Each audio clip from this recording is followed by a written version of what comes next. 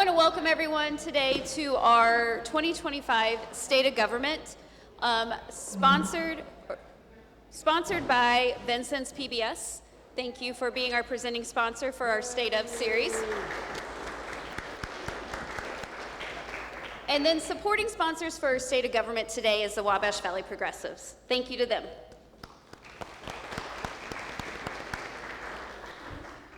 I want to welcome everyone and thank you all for coming. The point of this State of Government is to ask our city officials, county officials, some questions. They're going to give us an update of what's going on in their world and the things that they discuss on a daily basis and what's going on in our community. So what we're going to do is we're going to turn it over to them. They're going to give us a little update, and then we'll have a Q&A at the end if you guys have any pressing questions for them. Who of you, well, let me go ahead and introduce them first before we start. We have Vincennes Mayor Joe Yochum with us, Bicknell Mayor,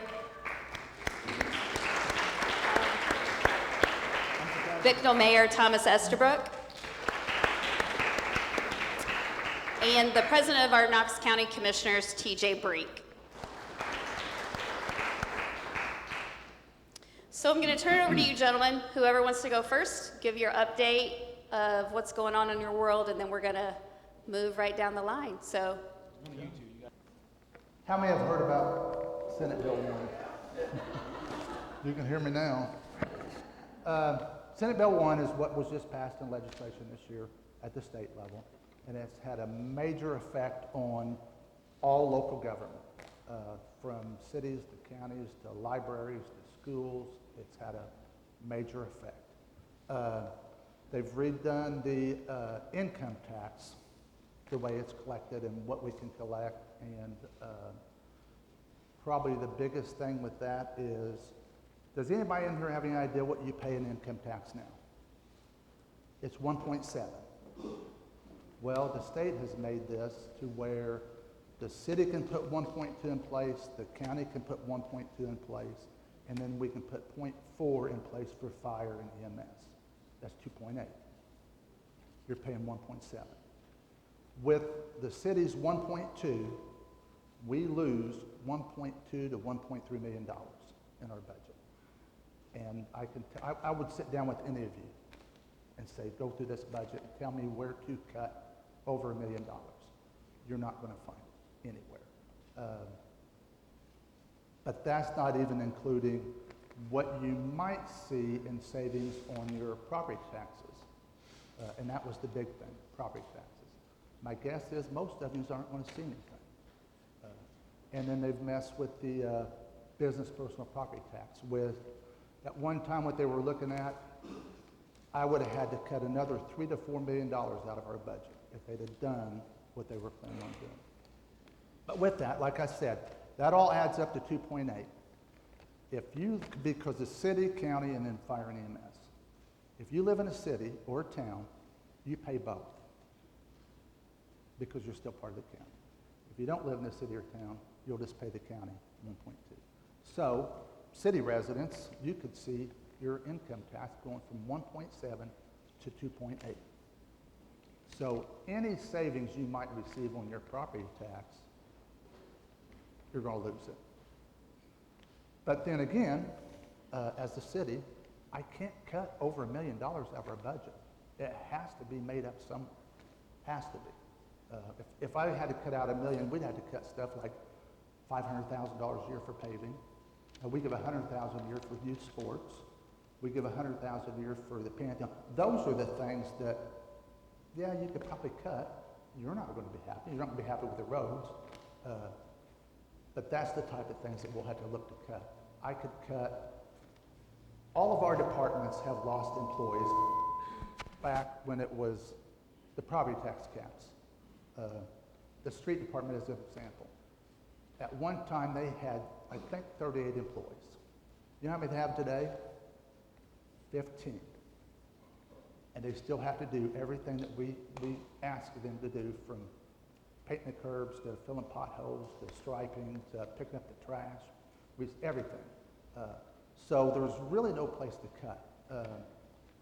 If to cut $1 million, I could cut out the animal shelter, the parks department, and the inspector's office, and probably not still come up with $1 million to cut. So, in my opinion, what they've done has truly, truly hurt cities, but used taxpayers. It is, it's also frustrating, and I don't mean to pick on elected officials, but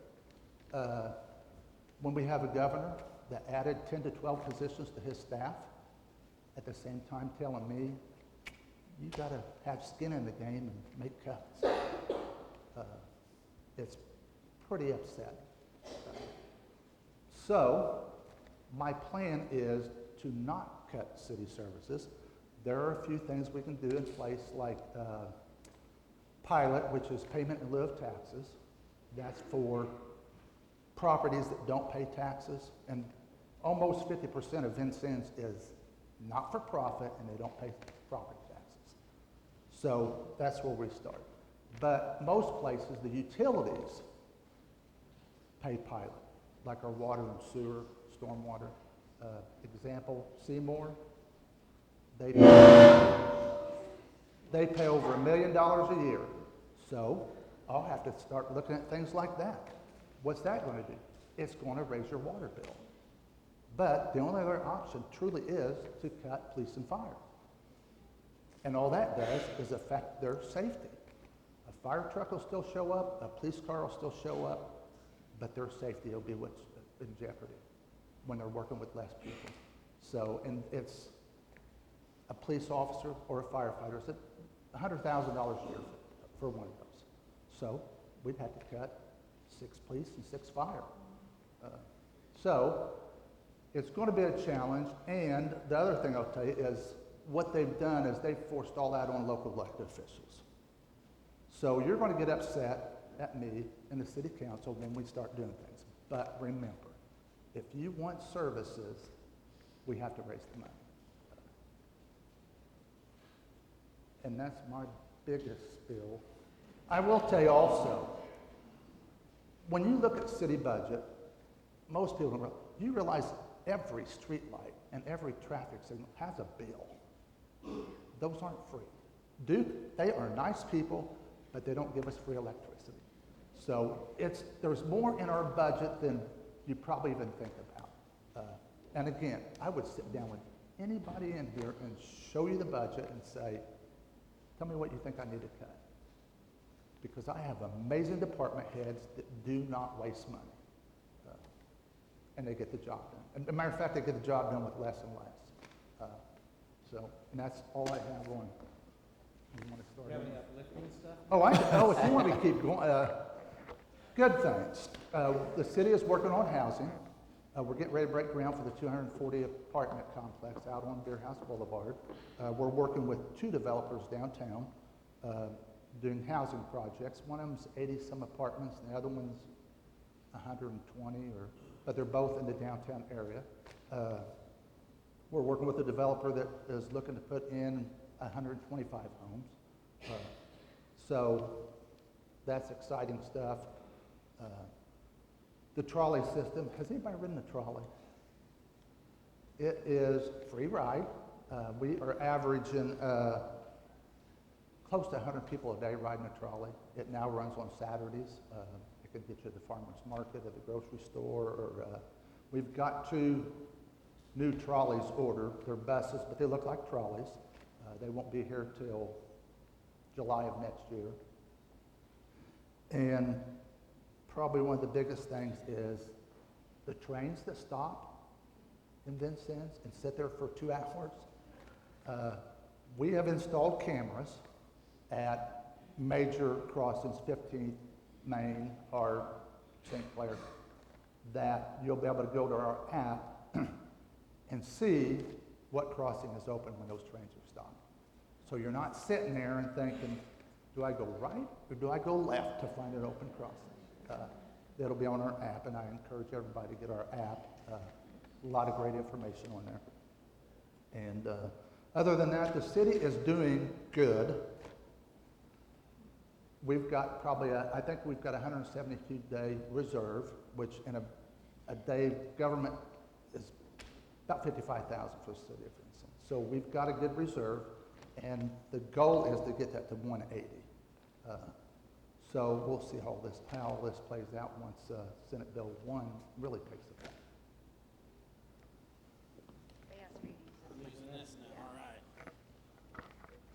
Can everybody hear this? Can you hear? Oh, you can hear this now. All right. So you gave a politician a microphone. Either a politician or a game show host. Feels like Bob Barker holding this thing. Kind of looks like Bob. Yeah, it looks like Bob Barker holding this thing. So I echo a lot of what Joe said about Senate Bill 1. Senate Bill 1 has been probably the most, I even hate to use this word, but most destructive piece of legislation that cities and towns have seen for a long time. We're looking at some cuts of the things we've talked about. It will probably result in either no or smaller raises for employees. We do have one position in the street department that is vacant because of attrition, but we may only make that half-time instead of full-time. So using Joe's analogy, the street department goes from 6 to 5.5. And we may also have to look at reductions in our sidewalk replacement program, which has done about $150,000 worth of sidewalk replacement cost sharing with residents over the last 3 years. And the other one, which will also have a secondary effect on Vincennes, is Bicknell and Vincennes has an interlocal agreement on with the animal shelter for dogs. So if law enforcement picks up a dog in Bicknell that is no one's cared for or is loose, they transport it to Vincennes, and Vincennes sends me a bill of $250 per dog. And so we budgeted about $8,000 for that, and we appreciate that very much, by the way, because now I can finally tell people when they say, well, there's this dog running around, it's like, I have a place I can take it. But we may have to cut that partially. I've thought about in half, and when the money runs out, the dogs run loose. And I don't know about any of the rest of you who live in town, but dogs that run loose are one of the most annoying things ever, especially for all the reasons you probably all understand. So we're going to be looking at some of those things as well. We're hopeful that there'll be some legislative changes in the upcoming probably 2 sessions, because there's been a lot of discussion in a lot of other places, especially larger cities and towns, even larger than any of us up here, where they've talked about serious reductions in public safety, and those are real problems. So more to come on all that, but I'm going to talk about a lot of other things that are happening in town, some of which could be affected by some of the revenue reductions we've talked about. On May the 2nd, this past May the 2nd, we cut the ribbon on our new street department building, our 7,200 square foot building, which is the new home for our city street department. It replaces the former building that we had, which was built in 1970 and was half the size, and it was just time to move on and have a better place that looked better, had more space for our equipment. We were fortunate enough to be in a place to pay cash for that. A large portion of that was done by the American Rescue Plan. We used the vast majority of our funding for that to pay for that building. So we are in a place where we have a brand new facility, state-of-the-art, that we didn't borrow any money for, so we're pretty proud of that. But I'm saving the borrowed money for City Hall, which I'll talk about in a second. Probably the most important thing we've been doing in a long time is the discussion about infrastructure. Bicknell, along with my colleagues up here, have been gracious recipients from Community Crossings program. Since the program's inception in 2016-17, we've received $5.1 million from that program, which is community-changing money. If somebody would have told me when I came to office that the state's going to give you $5 million to do roads, I'd have said you were crazy, and it's been wonderful. When we add our match dollars to that, we've completed $7.1 million in road drainage and sidewalk investment in the last 9 years.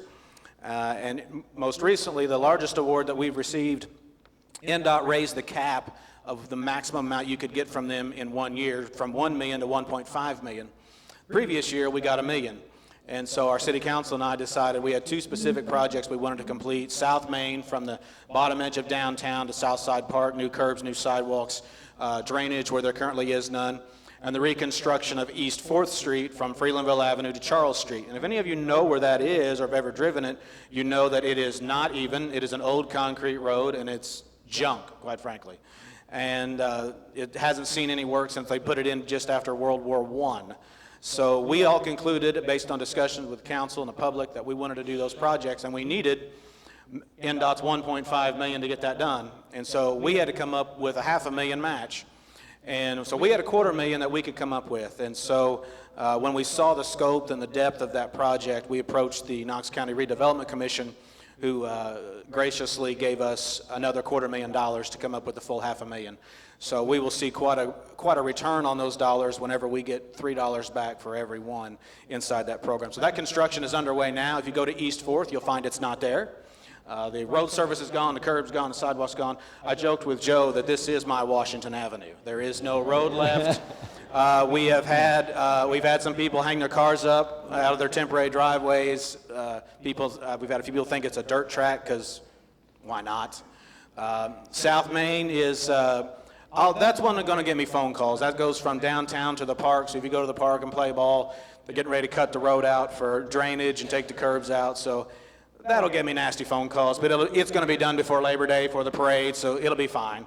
And when that's completed, you will be able to walk from Southside Park to Highway 67 and all the way to the fairgrounds on new sidewalk that's all been installed in the last 10 years through a various assortment of projects. Thank you. It's been a work of not only my administration, but Mayor Flickinger before me. Community Crossings has been a key part of that. And one of the last components to that was NDOT has completed their 1.4 million, no, wait a minute. I can't remember how much it was. I think it's $4 million. I think it's spent $4 million out on the highway or something like that. But if you've been through the highway from basically the fairgrounds out to about Paul's Tavern, there's new sidewalk and new drainage and new road and new traffic signals and all that. That was part of a project that NDOT did through some lobbying that the city put forth. And so we've got new walkable, accessible places, new drainage, new striping, new driveway approaches for businesses. So it's really changed the doorway to the city. We also, in August, we completed and dedicated Bicknell Heritage Circle out at Northside Park. Some of you may remember Vincennes PBS did an outstanding story on Hooper Field and Heritage Circle, paying specific homage to the 1921 game between the St. Louis Cardinals and the Bicknell Braves exhibition team, where Bicknell beat the Braves 9-6. Now, what I have learned, and Nicole, you may have to come back to Bicknell. So I was in the old newspapers the other day looking for something unrelated, and I find in 1917, the New York Yankees played the Bicknell Braves on the same field, but we lost. So that is the second major league team that's played in Bicknell, and I've recently found out there's a third one that played there, but Brian Spangle's writing a story about that, and I'll let him take the credit for that when it comes out in the newspaper later in June. So I've been trying to get all those teams to come to Bicknell and play again, but nobody's taking my calls. I did find out, I told that to one of my city councilmen, they said, well, those teams is my team. I said, well, call somebody. I mean, if they want to show up, I'm for it. So I had mentioned when I was here last year that I wanted my third term now to be the community development term, and talking about housing and new commercial and industrial development, and we've seen a lot of success with that. We've got continued new home construction. We're working with Baird Homes. They're putting 2 new homes in our Maplewood neighborhood. We've got 2 new homes going on Durbin Street on 2 adjoining pieces that we have. And the city council and I concluded that to keep that going, we were going to have to get a lot more property because we're getting ready to run out, which is perfectly fine. I said, we run out, I'll go get some more. So we went to the county commissioner's certificate sale and bought 48 pieces of mostly vacant property on the commissioner's sale. And we spent a fair amount of money there, and of course we're going to pay lawyers an obscene amount of money to get the title work and stuff done. But to have 48 new pieces kind of in our pockets so we can begin to replace not only homes that were there, but to increase the overall housing stock for Bicknell and Knox County. Because we have concluded, as many mayors and county commissioners have concluded, population solves most of your problems. It solves issues of taxation. It increases your tax base. It brings people to the community who are employable. It brings people who subsequently demand new business services. So someone is more likely to start a new business to meet the demand if there are more residents who want that service. And so we've concluded housing solves those problems. And we've given away, honestly, I've lost track how many lots we've given away for new homes, but We've been responsible for probably 12 or 15. There have been other new homes that have come in that we've had nothing to do with. Maybe we've forgiven a lien because a guy was buying a property and there was a lien. He's like, I'm building my house here. I said, well, hang on a minute. We'll get you a deal here real quick. So we've seen a lot of housing growth, new from people coming into town who are building homes and people who have lived there who have got a piece of property who have built a new home themselves. So all of it is going the right way.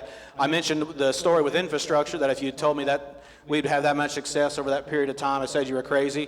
If you would have told me 10 years ago that people would be building houses in Bicknell and they'd be selling for 6 figures, I'd say you were crazy. But we're seeing it every day. It's absolutely real. And I tell a couple of good stories. We've had some homes sell, and the realtors are all but on speed dial for me. And so when a newer home sells, and I say, who bought that? I'm trying to find out if it's local or not. There's one on Dant Boulevard that was a new build, and a guy from Salem, Indiana, many of you probably know where that is, 5, 6 counties from here, moved here, looked at the house, him and his wife fell in love with it, and he works at Coal Mine in Oaktown. And so we've had new people come to town, and that's a discussion we have a lot. There's a lot of people in town we don't know. Like, it's fine, don't worry about it. So we're seeing new growth and new people move into not only Bicknell but Knox County. Some other things we're kind of doing behind the scenes, we're looking at some property kind of in the downtown area that if you were to drive by it, you wouldn't think it was extraordinary. There's maybe some old buildings on it that we're talking to some property owners and trying to make some purchases in that area and put together a 1.5 or 2 acre piece for industrial commercial development. A lot of people don't know that there are sections in downtown that are zoned commercial and industrial that are prime for that. And so we've come into a couple situations where we may be able to get together a 1 square piece, and if we can do that, we can make it attractive to someone similar to Basiloy Diversified Products, which is in the industrial park, someone of similar size and scope who can bring in 20, 25 jobs and change the downtown area. So we've kind of gotten into the property business. I didn't think I'd be a real estate guy, but I might as well be. Every time I turn around, somebody says, hey, I'm thinking about selling this. I'm like, does it make sense for us to have it? It usually does if I can get it for free, which is sometimes the case, but other times you got to give some money up. But I'm in the real estate business, so I don't even get commissions whenever I get rid of these things. It's really disappointing. Last 2 things I'll say is the newest business we had open, Busy Bee's Laundromat on Highway 67. For those of us who remember the old days of Bicknell, that's where Radio Shack was. It's across the parking lot from Nicole's. And that may not seem extraordinary, but we haven't had a laundromat in Bicknell in 20 years. And there were some churches who tried it and were thinking about it and couldn't get the math to work. And there was a local person who come to me and said, hey, what do you think about putting in a laundromat? And I said, you'll make more money than you can spend. I said, people come to my office all the time saying, man, I wish I had a laundromat. I don't really want to go to Vincennes. No offense, Vincennes. And I said, get after it, see what happens. So $250,000 later, after he buys the machines and redoes the building and does all that, he's got that open. He also does, he started like the services where they come and they get your rugs and they clean your rugs and all that. He does that too. So anyone wants that service, be glad to set that up for you. Not getting a commission from him either. And the last thing I'll say on our development side is probably by Labor Day, the proposed site for the new City Hall will be ours and be cleaned up and ready for construction. We've made a deal with the property owner of the former D&B gas station on a price. We've talked with every environmental person on the planet about what we need to do, and we've got all that sorted out, and IDEM has been our friend in this conversation. And so also, and that is in large part due to just some good relationships we've had with those folks. And you find out that when you do the things you want them to do and you don't ask them for money, they're usually pretty friendly. It's weird how that happens. And so that's the next step. So when I go borrow all my money, I didn't borrow on the street department, it's to build City Hall. So, and that is being paid for in large part by another generous contribution by the Knox County Redevelopment Commission, who has seen us, provided us the money to redevelop and purchase that site. So I could sit up here and talk for weeks, but I won't. So guess what, TJ? You're next. Do I need the Bob Barker? Will you need this? They told us to wait. I think they're going to come down here and tell us. You want to play Plinko while we're up here? Okay. Good afternoon, everybody. I'm TJ Brink. I'm the president of the Knox County Commissioners. Real quickly, I just want to echo a couple things that the mayors have said. Senate Bill 1, For Knox County, it's not going to hit us as hard as it is the cities. We're looking in the county at about $650,000 less than last year. So that's a far better situation than what we thought we were going to be in this time a few months ago. So much better situation than that. Obviously, no different than the mayors. We'll have to look at how we're spending those dollars, where we can do a better job without having to raise anything, hopefully. And of course, that's on the county council to decide all those types of things. As far as CCMG, I love talking about CCMG every single chance I get. The county has been extremely fortunate through the years. This is an item that former Governor Eric Holcomb brought in with him, and we were very fortunate that the state legislators supported that all the way through. Up until just last year, it was $1 million. This last year, it jumped to $1.5 million. And each year, we have received the maximum for the last several years. That's a game changer. When it comes to paving roads and infrastructure, when you consider a road is about $120,000-ish per mile, and that's just simple overpave, 2-inch overpay. Unlike a city where it's probably going to be a little bit more because you guys are having to mill down and then pave, for us, we're typically just a 2-inch overlay. But you're looking at about $120,000 a mile. The math doesn't math whenever you take into consideration what we receive. Now remember also, all of those dollars are generated strictly by essentially that gas tax, what you're paying in fees for your gasoline that you pay every time. I know that a few years ago they raised it by a dime. No one wants to pay more, but that's what created that CCMG dollar. And so we were very, very fortunate for years and years to receive that maximum amount. And that's a testament to our folks out at the Highway Department who do a spectacular job. That has changed.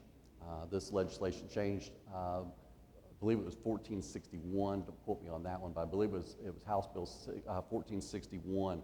Well, that's going to change a little bit, and essentially you're going to have a pot of money, and for all of those cities and counties that do not have a wheel tax, you'll be competing for that small pot of money. Versus those cities and towns that have a wheel tax, you'll be pretty much guaranteed a lump sum. So that's going to change some conversations, frankly, in Knox County. Currently, Knox County doesn't have a wheel tax. We've been very fortunate with that. So we'll move forward from that. On a couple of economic things that we have, we were contacted a few months ago by a company by the name of Abrexis. Abrexis is currently in the process of buying the youth village, the old youth village, and they are going to completely redo that facility and open it back up for its original purpose. Makes me happy because I was one of the original staff there, so it really makes me happy to see that come back to what it was in the glory days. I know some of the players from Abrexis from back in the day. This is a quality company that have facilities all over the Midwest and down south as well. So we'll see, they bought the facility. Probably within the next couple of weeks, we're going to start seeing some progress out there. They've hired an engineering company to start working on that. So hopefully within the next few weeks, couple of weeks, we're going to see some progress out there. I don't know yet exactly how many employees that they're going to have, but it'll be several. I know at one point in time we had well over 100 employees. So that's great for not only for the county, but for the region. When you stop and think about if a juvenile doesn't get in trouble, where we're having to send them to now that the youth village is no longer there, we're sending them wherever there's a bed. And there are only 19 juvenile detention centers in the state of Indiana. It's grossly underpopulated as far as how many beds there are available compared to what we need. So we're sending them all the way to northern Indiana. And when I say northern, I do mean northern Indiana. That's really, really tough for those families that want to come visit little Billy or little Susie who's in trouble, who's sitting in that detention center.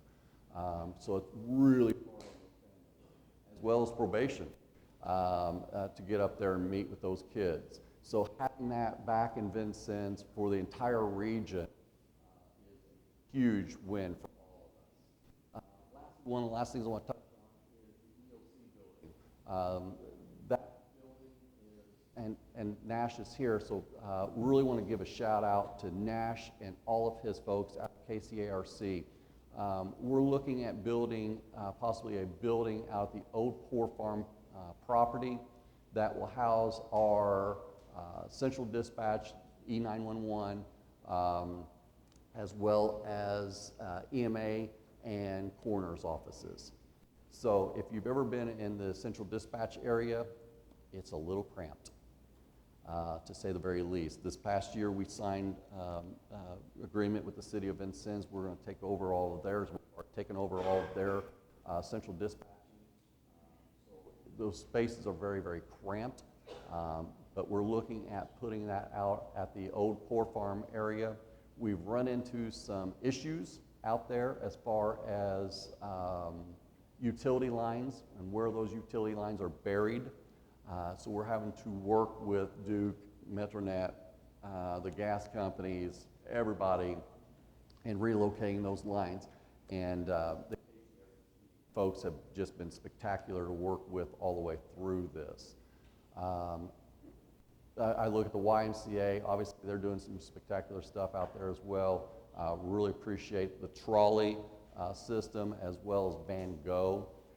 Transportation is an absolute needed necessity here in Knox County. So the more that we can get people from point A to point B, it's absolutely a necessity, especially when you're talking about getting to healthcare appointments or even just work. So we have those things going. And there's a few other things we've talked about for years. We've talked about housing. So I'm glad to see really making some progress on both single home as well as apartment style housing for folks that want to come into this area and live. So that's pretty much what's happening in the county right now.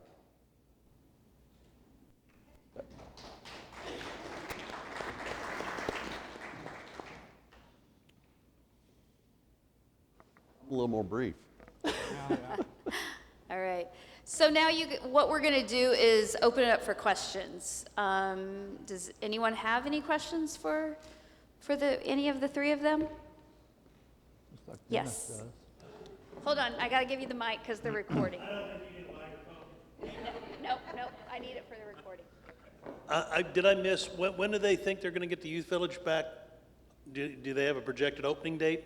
Not a projected opening date yet. I talked to the folks at Abrexis. So here's a crazy little story on that. Back in the day when I was working for the youth village, 2 of the 4 major players for Abrexis were at other companies, and we competed against each other for some out-of-state customers. And it was a friendly little competition. But one of them called me one day and goes, "Hey, we're looking at some property," and I'm like, "Well, what kind of property are you looking at?" And he said, "The youth village." I said, "You got my undivided attention. What you got?" So we've been in contact with them quite a bit over the last 6 months, 7 months, 8 months. They just signed the ink on Wednesday, the contracts with purchasing the facility.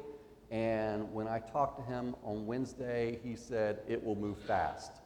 So they're looking at probably, if you've not been out there for a while, the buildings are in pretty bad shape. Actually, they're in horrible shape. So they're probably going to have to tear some buildings down and redo. So it may take a little while, but I know they've got their architect, DLZ, already online, and it's just going to be a matter of time for them to get that up and running. But I think you'll see some progress out there in the next few weeks. And as I said earlier, this isn't just a Knox County thing. This truly is a regional thing. because you have all the counties around us who are doing the exact same thing that we're doing right now, and that's looking everywhere for a bed. And those detention beds, you don't need them. I'm sorry, I touched the mic. Sorry.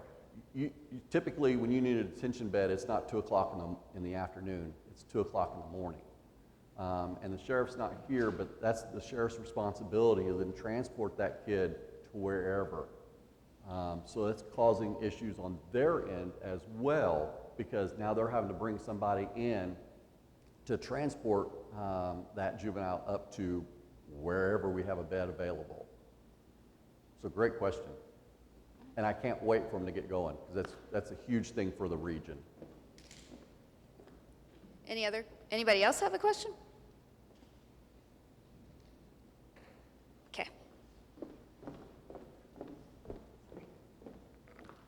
So the ban on invasive species, or the invasive species ban being repealed, was pretty controversial. Can you kind of talk about what the thought process behind that was? Sure. So there's actually 2 pieces that was done away with. First one was the weed ordinance. So that particular, the ordinance that created a board, that particular board hadn't met in well over 10 years. I don't know if there's really a need for a board if they haven't met in over 10 years. Additionally, there's nothing else in that ordinance that's outside of the state of Indiana. So you still have noxious weeds. Additionally, you also have the Unsafe Building Board, which takes care of noxious weeds. Excuse me. So we already have a mechanism to take care of noxious weeds situation. The other one, which is the invasive species. So for me, I'm a small business advocate. Knox County is the only county in the state of Indiana that has a policy that goes above and beyond the state of Indiana. And let me preference real quickly. All thoughts and opinions are my own and my own only, and not to be representative of any state agency or department. Okay? So that we're the only ones that go above and beyond what the state of Indiana has. The state of Indiana, back 9 years ago, they had a group of 11 people who got together and said, this is going to be the invasive species that is illegal in the state of Indiana. There are 44 of them. That passes through, everybody approves, checks off on it. County of Knox County went above and beyond that by 20 additional species of plants, trees, shrubs. It is perfectly legal for me to go to Davies County, Gibson County, Pickett County, and buy that shrub, that tree, whatever, and bring it back. It is perfectly legal for me to hire a company from any other county in the state of Indiana to plant that tree in Knox County, or that shrub in Knox County. The thing that my process was, all we're doing is hampering our small businesses. My opinion, again, my opinion only, this is a fight that we need to have that conversation we need to have in Indianapolis. And I'll drive the bus to get there. There's a lot of other states who have said, okay, we're going to add to that invasive species. We're going to add to. To me, if we're going to do it, it needs to be across the board so that we're not pinpointing our small businesses and saying, you can't sell it, but everybody else can. So that's my process. That's my thought process on that. Again, my opinion is only, not to be a representative of any state agency or governmental entity. Yes. One question for the mayor. Mayor, thank you for that incredible information, sad information that you are telling us. Learning about the cuts and how they're going to affect the community.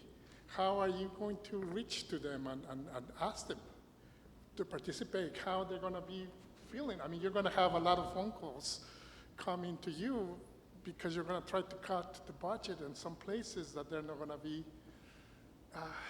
Are you talking about residents asking me what I'm going to do? Yeah. Everybody knows my door is open, has always been open. And I am a person that whatever I tell you is going to be true. I will not lie to you. You may not like what I have to say, but it'll be the truth. And I will look at things to make this money up because this is my last term, 948 days. I am not going to leave a mess for whoever comes in that office next. That isn't fair to the citizens. It's not fair to the city. It's not fair to our employees. So my plan is to make sure whatever we need to do gets done. And I know, I've told council members, none of us will get reelected next time because what we have to do isn't going to make anybody happy. But I'm going to tell you, if you're about employee safety, especially of police and fire, you'll have to understand why we had to do what we do to raise those dollars that we're going to lose. If I could real quickly, I said this on the radio the other day. I truly mean it.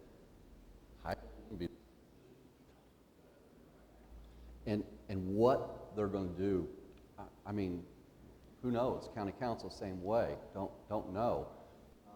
I have a crystal ball.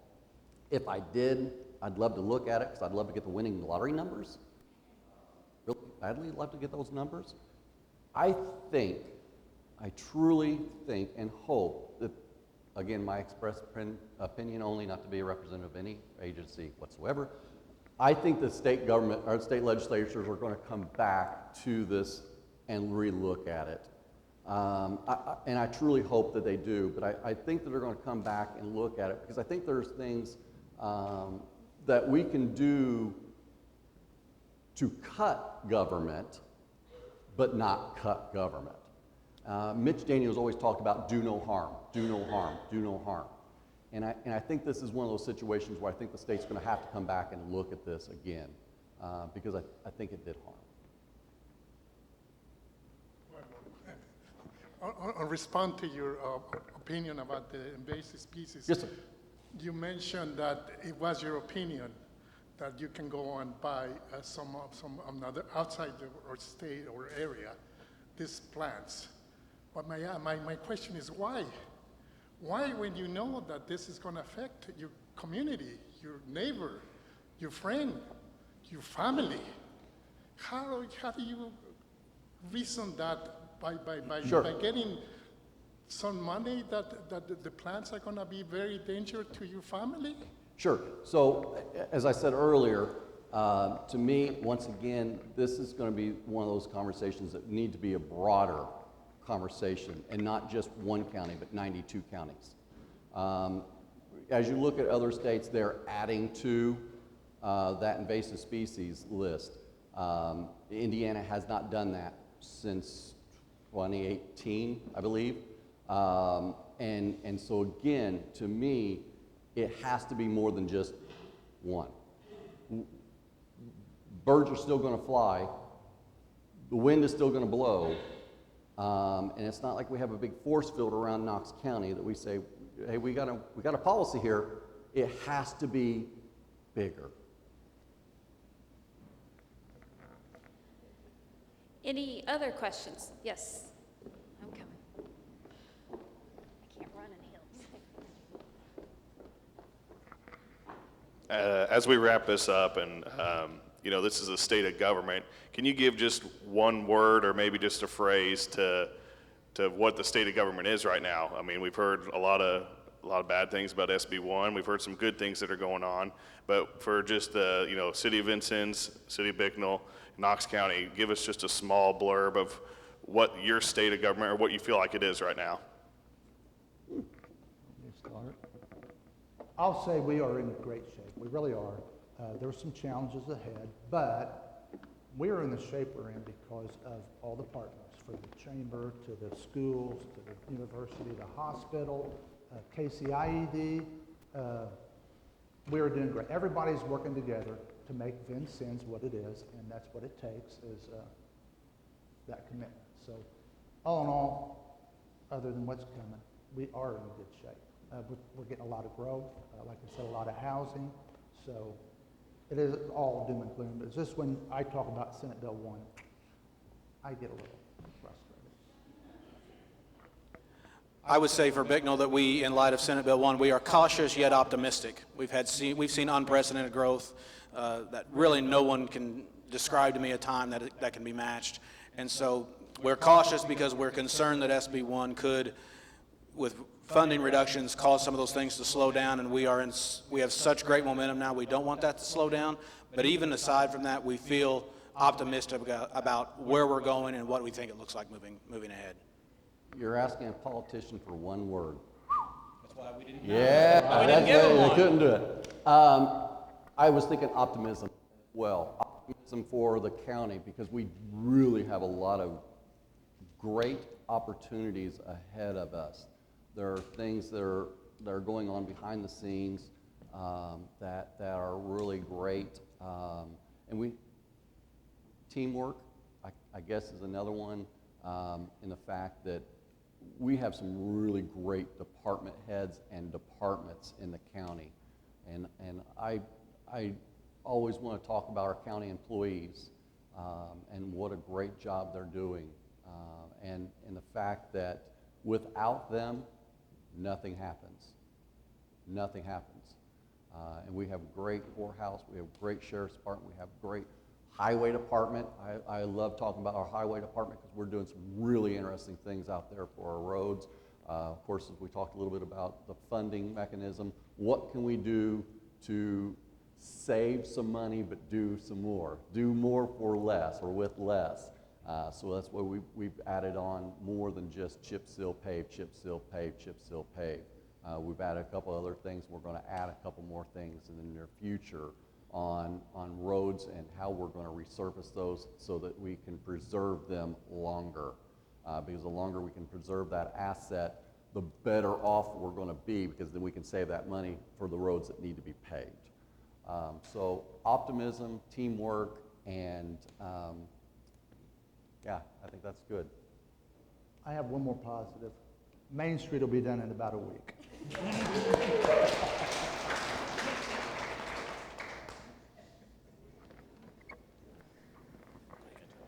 Okay.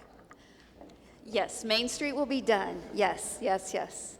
So, Yeah. I know. Almost like Washington Avenue. Yeah. Yay. And you know what? It's all about progress, right? Yes. 100%. And yes, it's inconvenient. You know, as the chamber person, I don't like seeing roads shut in front of businesses, but guess what, guys? In a week, it's going to be beautiful. It's progress. That's 100% what it's about. You go to other communities, large, small, that have started these processes already, you see they're beautiful and they're expanding and they keep growing. And without doing these improvements like these gentlemen up here are trying to do for our community, we can't grow. So thank you for everything that you do. I know at times, like now when it's Main Street or whatever, or that it's coming, sometimes it's a thankless job, but truly we do thank you for everything. Not a lot of people step up to hold public office, and that's the first step. So thank you for that, and thank you for everything that you do. We appreciate it.